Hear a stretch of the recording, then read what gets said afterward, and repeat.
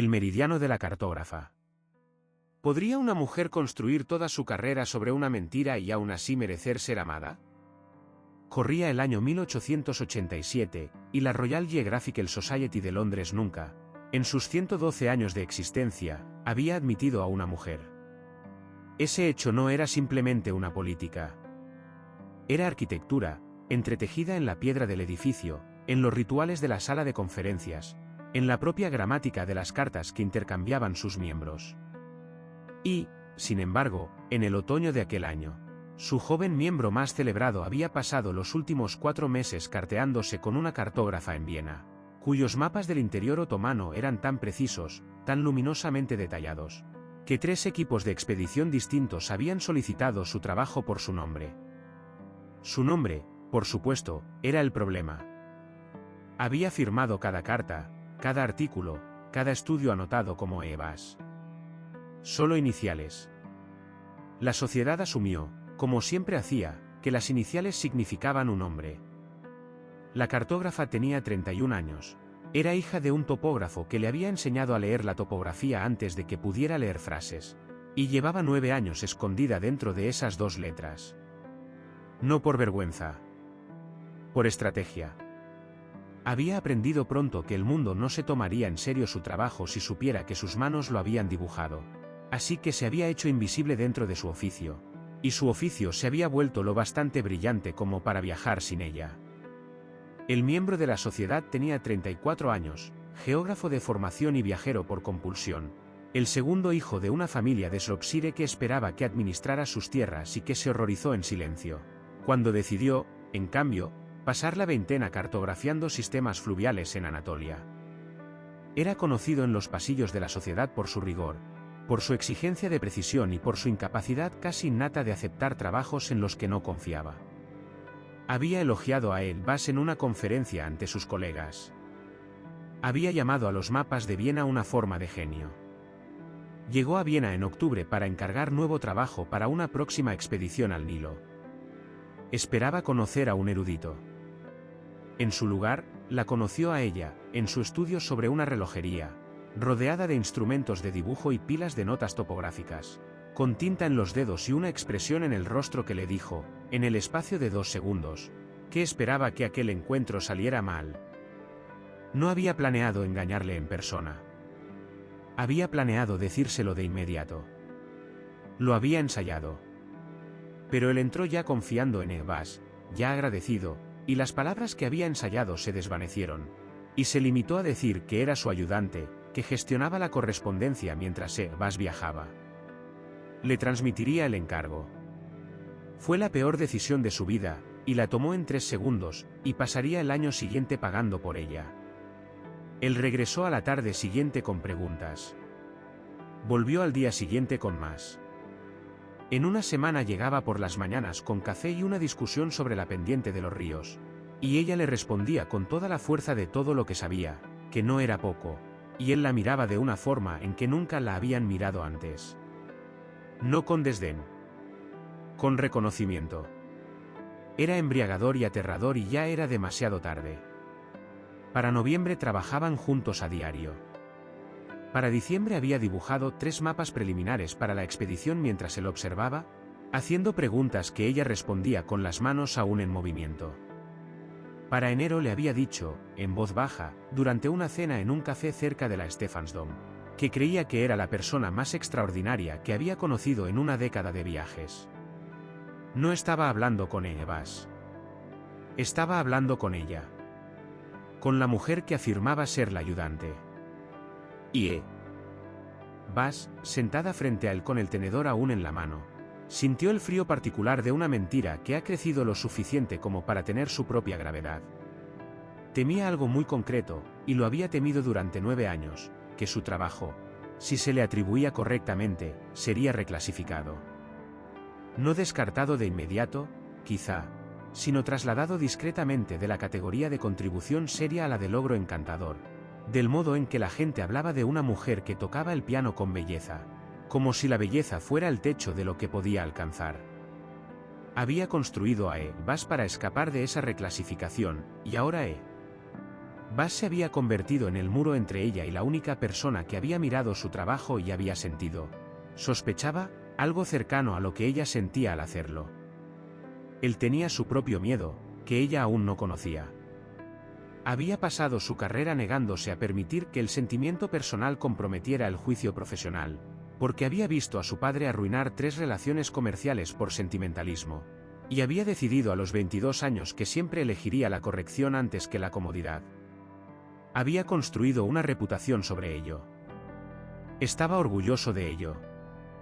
También lo había dejado solo de una manera que había dejado de examinar. En febrero por fin se lo dijo. No porque hubiera reunido valor, sino porque el calendario de la expedición se había adelantado, porque la sociedad estaba solicitando un contrato formal con Buzz, y porque continuar la ficción requeriría que inventara a un hombre y lo sostuviera mediante correspondencia, durante otros 8 meses, cosa que no podía hacer. Se lo dijo un martes por la tarde, en el estudio, sin preámbulos, porque para entonces había aprendido que él reaccionaba mal a las introducciones largas. Le dijo que Buzz era ella. Siempre lo había sido.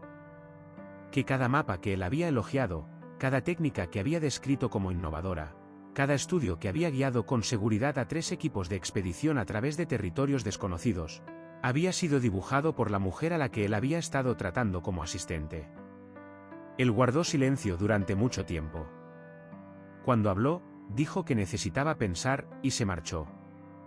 Ella no supo de él durante 9 días, que, como describiría más tarde a su hermana en una carta, fueron los 9 días más instructivos de su vida, porque durante ellos descubrió que había estado esperando, sin saberlo del todo, a que alguien tuviera la oportunidad de valorarla con honestidad y eligiera hacerlo.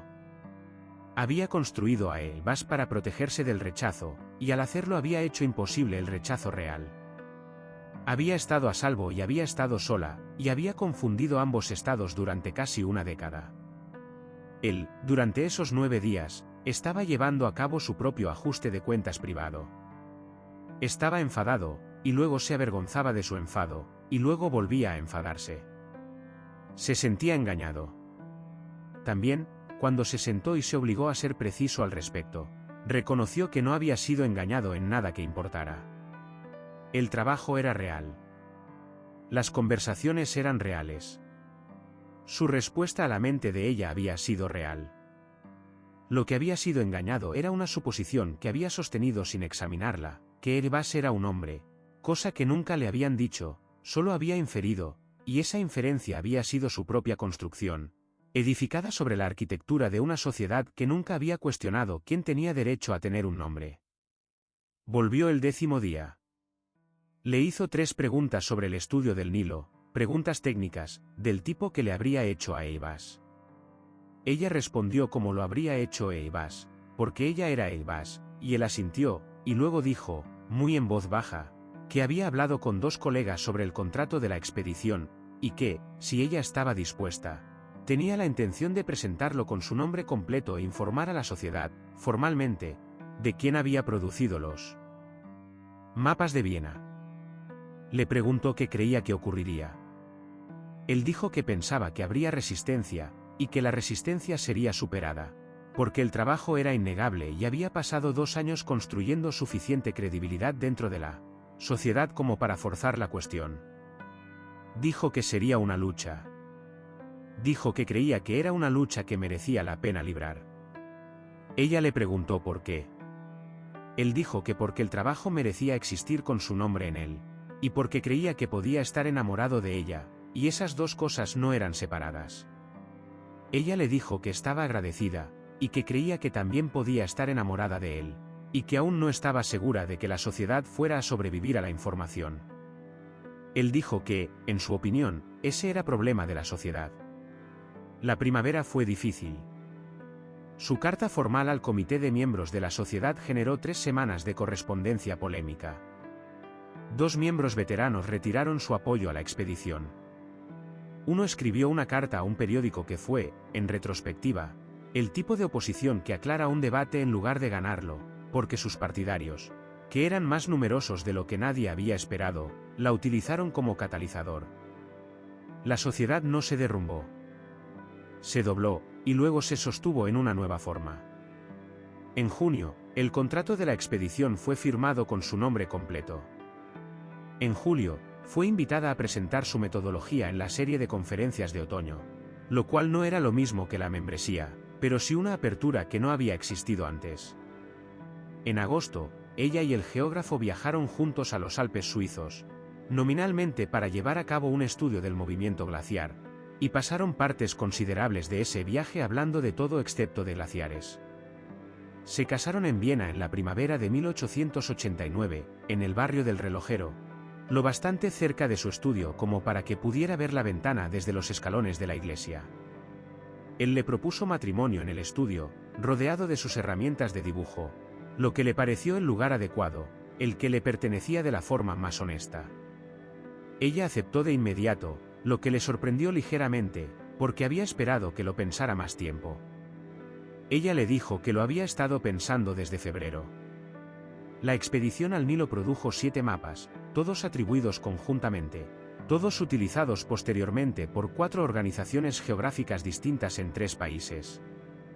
La sociedad admitió a su primera miembro mujer en 1913, 24 años después, un plazo que no fue tan largo como podría haber sido, en parte porque la cuestión fue planteada, formal y públicamente, en 1888, por un geógrafo de Shropshire y una cartógrafa de Viena que se negaron, juntos, a permitir que la respuesta permaneciera enterrada bajo 2 iniciales.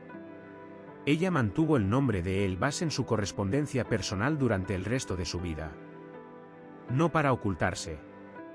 Porque había sido su primer nombre, el que se había dado a sí misma cuando tenía 22 años y necesitaba un lugar donde poner todo lo que sabía.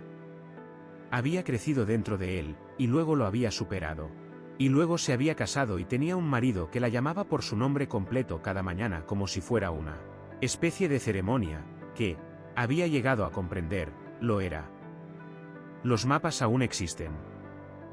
Varios de ellos cuelgan en el archivo de la Sociedad en Londres, correctamente atribuidos, en una antesala que se añadió al edificio en 1921, en una ala que fue financiada en parte por una dotación que ella estableció antes de morir, porque creía que las salas importan, y que la arquitectura del mundo no es fija, y que alguien, siempre, tiene que estar dispuesto a trazar el nuevo meridiano.